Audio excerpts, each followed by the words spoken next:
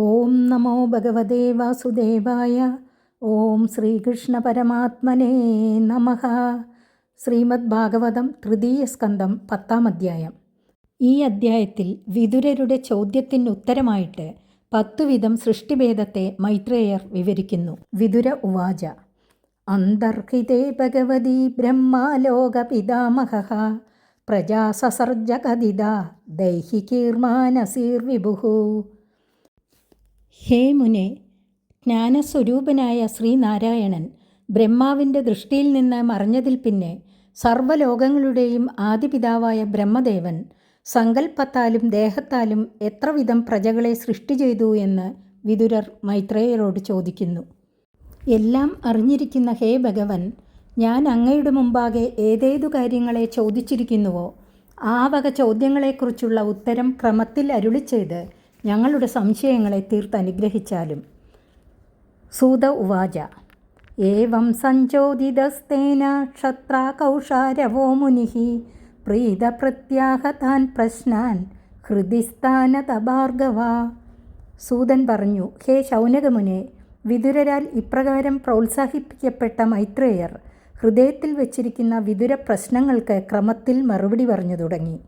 മൈത്രേയ ഉവാച: വരിഞ്ചോപി തഥാ ചക്രേ ദിവ്യം വർഷശതം തപഃ ആത്മന്യാത്മനാമാവേശ്യ യഥാഹ ഭഗവാനജഃ.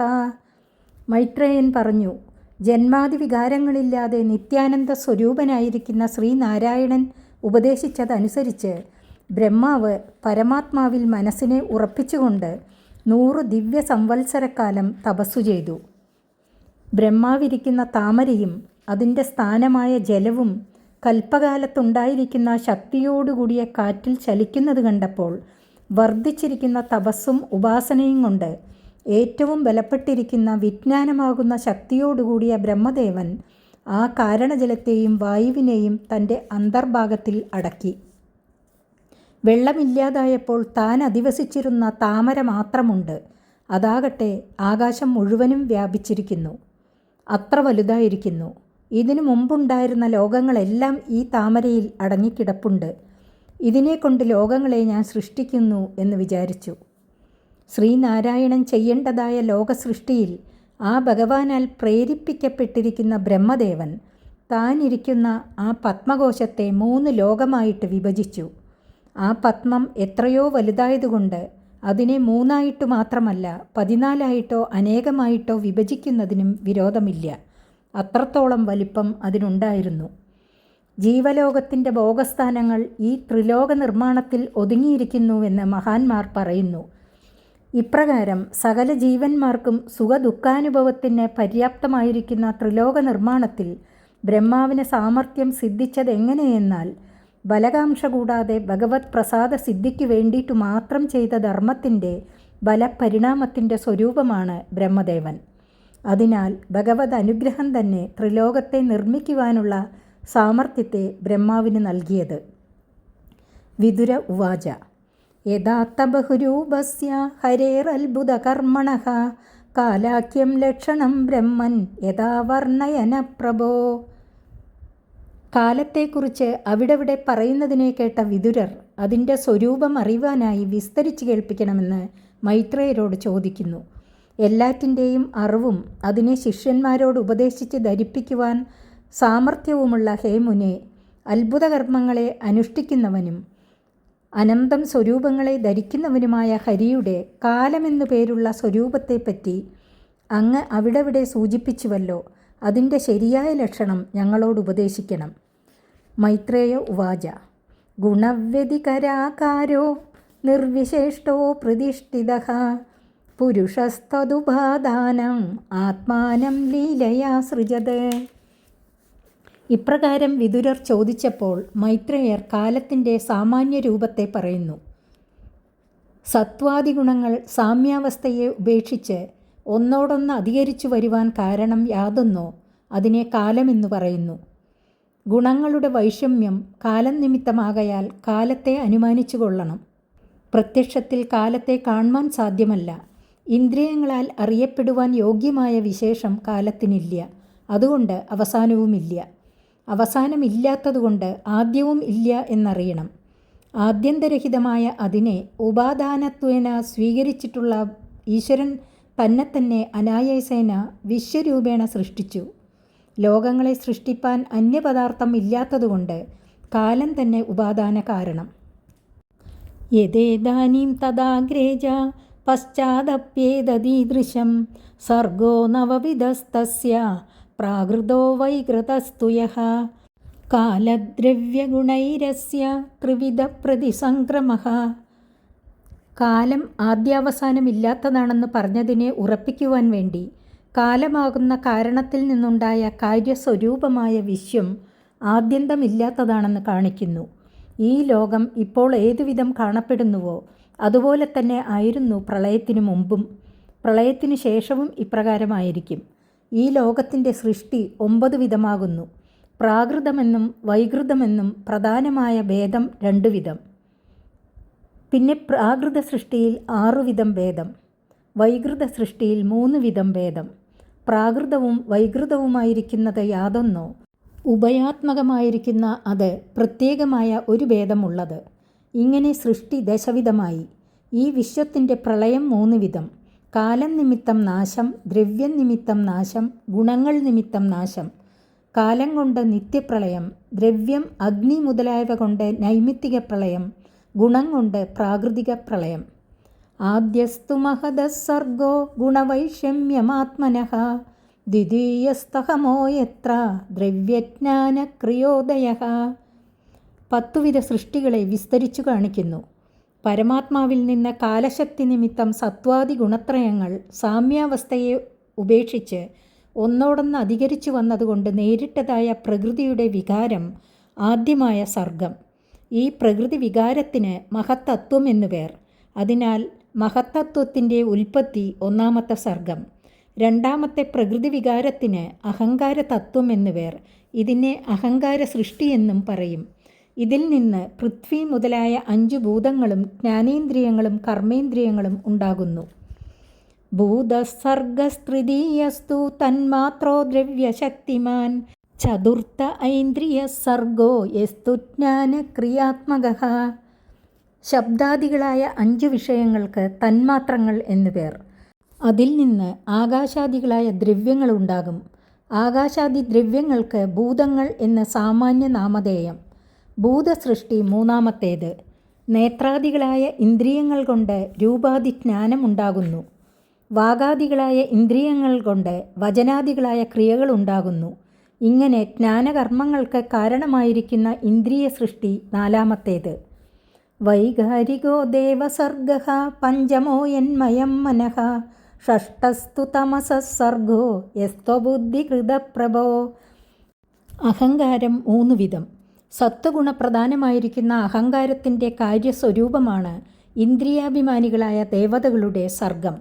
അതിൽ ഉൾപ്പെട്ടതുതന്നെ മനസ്സും. ഇത് 5-ാമത്തെ സർഗമാകുന്നു. ജീവന്മാർക്ക് സ്വരൂപബോധം ഇല്ലാതെയാക്കി തീർക്കുന്ന അവിദ്യയുടെ സൃഷ്ടിയാകട്ടെ 6-ാമത്തേതാകുന്നു. ഭഗവാന്റെ അനുഗ്രഹം നിമിത്തം അങ്ങയ്ക്ക് ഈ അവിദ്യയുടെ ബാധ ഇല്ലാതെ വന്നിരിക്കുന്നുവെന്ന് സൂചിപ്പിക്കുവാൻ പ്രഭോ എന്ന് മൈത്രേയർ വിതുരരെ സംബോധനം ചെയ്തിരിക്കുന്നു. ഷഡിമേ പ്രാകൃത സർഗ വൈകൃതാനഭിമേ ശൃണു രജോബാജോ ഭഗവതോ ലീലേയം ഹരിമേധസഃ. ഈ 6ഉം ഭഗവാന്റെ സങ്കല്പമാത്രത്താൽ പ്രകൃതിയിൽ നിന്നു തന്നെ ഉണ്ടായ സർഗമാകുന്നു. സമഷ്ടി വികാരത്തിൻ്റെ സ്വരൂപമായും രജോഗുണത്തെ അംഗീകരിച്ചും ജീവന്മാരുടെ സംസാരക്ലേശത്തെ സംഹരിപ്പാൻ നിശ്ചയിച്ചുമിരിക്കുന്ന ബ്രഹ്മദേവൻ്റെ ലീലാരൂപമായിരിക്കുന്ന സർഗങ്ങളെയും പറയാം, കേട്ടുകൊള്ളുക. സപ്തമോ മുഖ്യ സർഗസ്തു ഷഡ്ഡിതസ്തസ്തുഷാം ചയഃ വനസ്പത്യോഷധിലത ത്വക്സാര വീരുതോദ്രുമാഹ. 7-ാമത്തേത് ഭക്ഷണപദാർത്ഥങ്ങളുടെ സർഗമാകുന്നു. സ്ഥാവര സൃഷ്ടി എന്ന് ഇതിനു പേരുണ്ട്. ഇതിന് 6 വിധം ഉൾപ്പിരിവുകളുണ്ട്. പൂക്കാതെ കായ്ക്കുന്ന ആൽ മുതലായവയെ വനസ്പതികൾ എന്ന വർഗത്തിൽ ഉൾപ്പെടുത്തിയിരിക്കുന്നു. മുളച്ച് വളർന്ന് കായമൂത്താൽ അതോടുകൂടി ഉണങ്ങി നശിക്കുന്നവ ഓഷധികൾ. നെല്ല്, ഗോതമ്പ് മുതലായ ധാന്യവർഗ്ഗങ്ങൾ ഇതിലുൾപ്പെടും. ബലമുള്ള മറ്റൊന്നിനെ അപേക്ഷിച്ച് പടർന്നു കായ്ക്കുന്ന കുമ്പളം, മത്തൻ മുതലായവ ലതാവർഗത്തിൽ ചേരും. ബലമേറിയ തോലുള്ള മുള മുതലായവ തൊക്സാരവർഗമാകുന്നു. ലതകൾ പോലെ തന്നെയെങ്കിലും കാഠിന്യം അധികമുള്ളതിനാൽ മേൽപോട്ട് പടരാതെയിരിക്കുന്ന ചെടികൾ വീരുത്തുകൾ എന്ന വകുപ്പിൽ പെടുന്നു. പുഷ്പങ്ങൾക്കു ശേഷം കായ്ക്കുന്ന മാവ് മുതലായവ ദ്രുമവർഗം. ഇങ്ങനെ സ്ഥാവരങ്ങൾ 6 വിധം. ഉസ്രോതസ്തമാപ്രായ അന്തസ്പർശ വിശേഷിണഃ തിരശ്ചാമഷ്ടമഃ സർഗഃ സോഷ്ടാവിംശദ്വിധോ മദഃ. 6 വിധം ഉൾപ്പിരിവുകളുള്ള സ്ഥാവരങ്ങളെ ഒരു വർഗമാക്കുവാനുള്ള കാരണമായ സാധാരണ ധർമ്മത്തെ പറയുന്നു. ആ വർഗം ഭക്ഷണരസത്തെ താഴത്തുനിന്നു മുകളിലേക്ക് വലിച്ചെടുക്കും. അവയ്ക്കുള്ള ചൈതന്യം അവ്യക്തമാകുന്നു. സ്പർശജ്ഞാനം മാത്രമേ അവയ്ക്കുള്ളൂ. അനേകം ഭേദങ്ങൾ ആ വർഗത്തിലുണ്ട്. ഈ സാമാന്യ ധർമ്മങ്ങളെ അടിസ്ഥാനപ്പെടുത്തിയിട്ടാണ് അവയെ ഒരു വർഗമാക്കി വെച്ചത്. ഭോജ്യപദാർത്ഥങ്ങളുടെ സൃഷ്ടിയെ വിവരിച്ച ശേഷം ഭോക്തൃവർഗ സർഗത്തെ പറയുന്നു. 8ാമത്തേത് തിര്യക്കുകളുടെ സർഗമാകുന്നു. അത് 28 വിധമാണെന്ന് നിശ്ചയിക്കപ്പെട്ടിരിക്കുന്നു. അവിദോ ഭൂരിതമസോ ക്രാണജ്ഞാഹൃദ്യവേദിനഃ ഗൗരജോ മഹിഷകൃഷ്ണഃ സൂകരോ ഗവയോരുരുഹു. ഇന്നലെ, ഇന്ന്, നാളെ, കഴിഞ്ഞതും കഴിയുന്നതും കഴിയുവാനുള്ളതുമായ കാര്യങ്ങളുടെ വിശേഷചിന്ത ഇവയ്ക്കില്ല. ആഹാരം, നിദ്ര, മൈഥുനം എന്നിവയെക്കുറിച്ചുള്ള അറിവല്ലാതെ മറ്റു വിധമായ അറിവൊട്ടുമില്ലാത്തവ. പ്രായേണ ക്രോധസ്വഭാവികൾ. ഇഷ്ടമായ കാര്യത്തിൻ്റെ ജ്ഞാനം ഗന്ധം കൊണ്ടും മാത്രമാകും.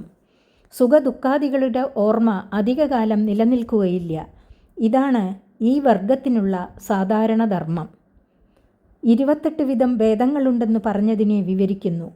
പശു, ആട്, പോത്ത്, കൃഷ്ണമൃഗം, പന്നി, ഗവയം, കൊമ്പിൽ കവർച്ചങ്ങളുള്ളതായ രുരുവെന്നു പറയപ്പെടുന്ന ഒരു ജാതി മാൻ. ഇവയെല്ലാം തിര്യക്കുകളാണ്. ദ്വിഷഫാ പശവശ്ചേമേ അവിരുഷ്ട്രശ്ച സത്തമാ കരോശോശ്വതരോ ഗൗരഹ ശരഭശ്ച മരീതദാ. ചെമ്മരിയാട്, ഒട്ടകം എന്നീ 9 ജാതിക്കും കൂടെ പശുക്കൾ എന്ന് സാമാന്യ നാമധേയം.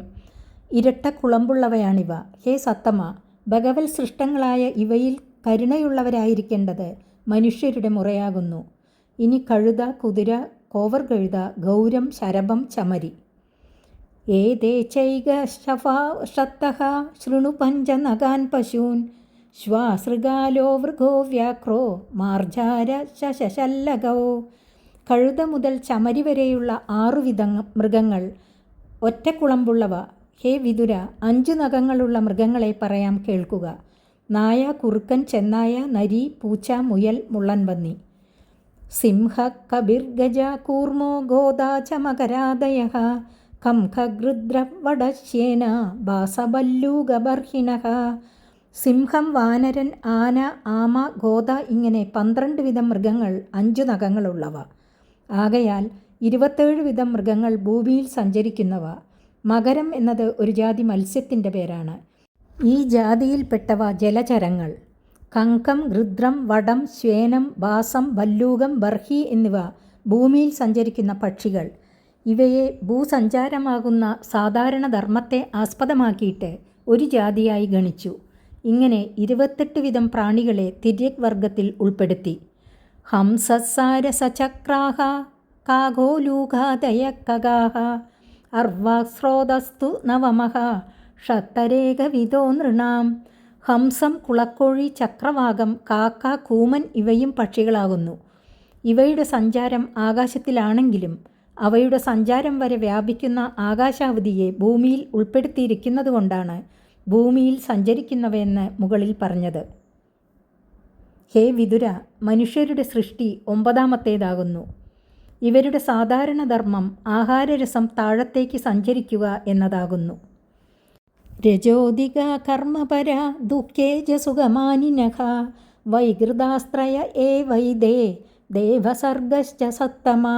വൈകാരികസ്തു യപ്രോക്തഃ കൗമാരസ്തു ഭയാത്മകഃ ദേവസർഗശ്ചാഷ്ടവിധോ വിബുധാപിതരോസുരാഃ ഗന്ധർവാപ്സരസ സിദ്ധ യക്ഷരക്ഷാംസി ചാരണാഃ ഭൂതപ്രേതപിശാചാശ്ച വിദ്യാദ്രാ കിന്നരാദയഃ. ദശൈതേ വിധുരാഖ്യാത സർഗാസ്തേ വിശ്വസൃകൃതാഃ അധഃപരം പ്രവക്ഷ്യാമി വംശാൻ മന്വന്തരാണി ച ഏവം രജപ്ലുതസ്രഷ്ടാ കൽപ്പാദിഷ്വാത്മഭൂർഹരിഃ സൃജത്യമോഘസങ്കൽപ്പ ആത്മൈവാത്മാനമാത്മന. മനുഷ്യരുടെ സാധാരണ ധർമ്മം പറയുന്നു. രജോഗുണം അധികരിച്ചവരായതിനാൽ കർമ്മതൽപരന്മാരും ദുഃഖത്തിൽ കൂടെ സുഖമാണെന്ന് അഭിമാനിക്കുന്നവരുമാകുന്നു. ഇപ്പോൾ പറഞ്ഞ 3 വിധ സർഗവും വൈകൃത സർഗമാകുന്നു. ദേവസർഗവും വൈകൃതം തന്നെ. സനൽകുമാരാദി സർഗം പ്രാകൃതവും വൈകൃതവും കൂടിച്ചേർന്നതാകയാൽ ഉഭയാത്മകം. ദേവസർഗം 8 വിധം: 1 വിബുധന്മാർ, 2 പിതൃക്കൾ, 3 അസുരന്മാർ, 4 ഗന്ധർവന്മാർ അപ്സരസുകൾ, 5 യക്ഷസുകൾ രക്ഷസുകൾ, 6 ഭൂതപ്രേത പിശാചുക്കൾ, 7 സിദ്ധചാരണ വിദ്യാധരന്മാർ, 8 കിന്നരന്മാർ കിംപുരുഷന്മാർ. ഇങ്ങനെ 8 വിധ സർഗങ്ങൾ ദേവസർഗത്തിൽ ഉൾപ്പെട്ടിരിക്കുന്നു. ഹേ വിതുര, ഈ 10 വിധ സൃഷ്ടികളും ബ്രഹ്മാവിനാൽ ചെയ്യപ്പെടുന്നവ നിന്നോട് പറഞ്ഞു. ഇനിമേൽ വംശങ്ങളെയും മന്വന്തരങ്ങളെയും പറയാം. ഇപ്രകാരം ശ്രീഹരി ഏകൻ സ്വേച്ഛയാ രജോഗുണത്തെ അംഗീകരിച്ചിട്ട് കൽപ്പാദിയിൽ ബ്രഹ്മാവായി ഭവിച്ചിട്ട് താനാകുന്ന ഉപാദാന നിമിത്ത കാരണങ്ങളോട് കൂടിയവനായിട്ട് ലീലയാൽ തന്നെ തന്നെ ബഹുരൂപമാക്കി തീർത്തിരിക്കുന്നു. ഭഗവാന്റെ സങ്കല്പം സത്യമായി ഭവിക്കുന്നത് സാധാരണമാകയാൽ ഏകൻ തന്നെ ഉപാദാനവും നിമിത്തവുമായി ഭവിക്കുന്നത് എങ്ങനെയെന്ന് ശങ്കിക്കുകയും വേണ്ട. 10-ാമത്തെ അധ്യായം സമാപിച്ചു. 11-ാമത്തെ അധ്യായം അടുത്ത ദിവസം. ഹരി ഓം.